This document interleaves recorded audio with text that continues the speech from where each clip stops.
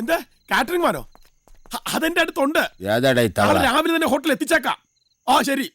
സുമാരാ, എന്തോ എടാ നാളെ ഈ വണ്ടി രാവിലെ ഹോട്ടലിൽ എത്തിച്ചേക്കണം കേട്ടാ. ഓ ശരി.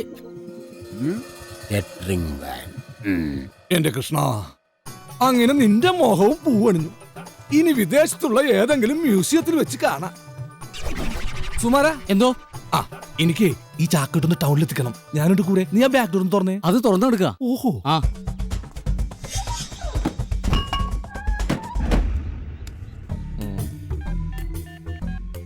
ആക്രമു, കൃഷ്ണന്റെ പഞ്ചലോക വിഗ്രഹം ഞാൻ ചാക്കിൽ പൊതിഞ്ഞ് സുരക്ഷിതമായിട്ട് വണ്ടി കയറ്റിട്ടുണ്ട്. എല്ലാ കാര്യത്തിലും ഒരു ശ്രദ്ധ വേണം. ആയിക്കോട്ടെ. ദേവി എവിടെ? അവൾക്ക് നല്ല തലവേദന. എന്നാ പിന്നെ മോള് വരണ്ട, അവൾക്ക് കൂട്ടു തന്നു. ഉടനെ ഞാൻ ഹോട്ടൽ സിറ്റി ടവറിലെത്തും. നീ കാശുമായിട്ട് അവിടെ കാത്തു നിൽക്കണം. ഓക്കെ? എല്ലാരും പോവുകയാണല്ല. എനിക്ക് വീണ്ടും പണിയായി. എന്തു സുഖം.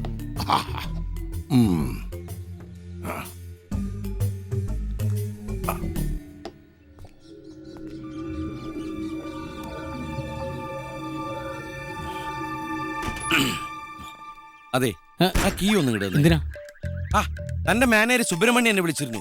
എന്നോട് തന്നെ വണ്ടിയായിട്ട് ടൗണിലേക്കെല്ലാം പറഞ്ഞു. എന്നോടൊന്നും പറഞ്ഞില്ലല്ലോ. തന്നോട് എങ്ങനെ പറയും? തന്റെ കയ്യിൽ മൊബൈൽ ഇല്ലാത്തോണ്ടല്ലേ എന്നെ വിളിച്ചു പറഞ്ഞത്. താൻ വല്ലതും കഴിച്ചോ? ഇല്ല. ഒന്നും കഴിക്കാട്ടെ. ഈ വണ്ടിക്കകത്ത് വെള്ളം ഒഴിച്ചിട്ടിങ്ങനെ അതുമായിട്ട് വല്ല ടാപ്പിൽ എന്തെങ്കിലും എടുത്ത് കുടിച്ച് അടി വെച്ചല്ലേ.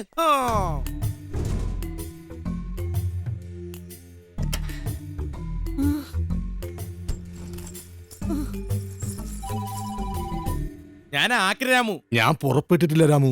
ഞാൻ എന്റെ പെങ്ങളുടെ കല്യാണത്തിന് ഇത്തിരി സ്വർണ്ണം എടുത്തോണ്ടിരിക്കുക. എവിടെ നിന്ന്? ആലുക്കാസിന്നാ? അല്ലല്ല, അലമാരിക്കാസിന്നു. ഇതൊരു സുവർണ അവസര. ഇവിടെയുള്ള എല്ലാവരും ടൗണിൽ പോയേക്കാ. ഈ ഗ്യാപ്പിൽ നമുക്ക് കാറ്ററിംഗുകാരുടെ ടെമ്പോയിൽ കയറി മുങ്ങാം. എന്നിട്ട് ടൗണിൽ ഒരു മുറി എടുക്കാം. അപ്പൊ നമ്മുടെ രജിസ്റ്റർ മാരേജ് എപ്പോഴാ? ധൃതി വെക്കല്ലേ, അതൊക്കെ 3-4 കുട്ടികളായിട്ട് പോരെ. എടി, അപ്പൊ പിന്നെ സാക്ഷി ഒപ്പിടാൻ പുറത്തുനിന്ന് ആളെ വിളിക്കണ്ടല്ലോ. നമ്മുടെ പിള്ളേർ ഒപ്പിടൂലേ. കല്യാണം കഴിഞ്ഞിട്ട് മതി കുട്ടികളൊക്കെ.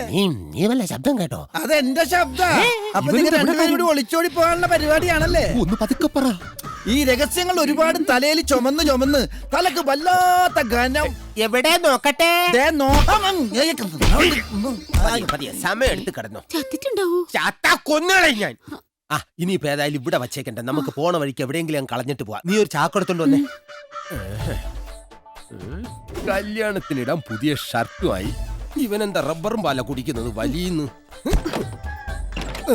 ഇതെന്തോന്നിരിക്കുന്ന ഈ ചാക്കെടുത്ത് നീ അപ്പുറത്തെ പറമ്പിലോട്ട് എറിഞ്ഞേക്ക്. ആ ചാക്കിന് പകരം ഈ ശവചാക്ക്. ആർക്ക് സംശയം തോന്നില്ല. കല്യാണമായിട്ട് എന്റെ നടുവിന് എന്തെങ്കിലും പറ്റിയ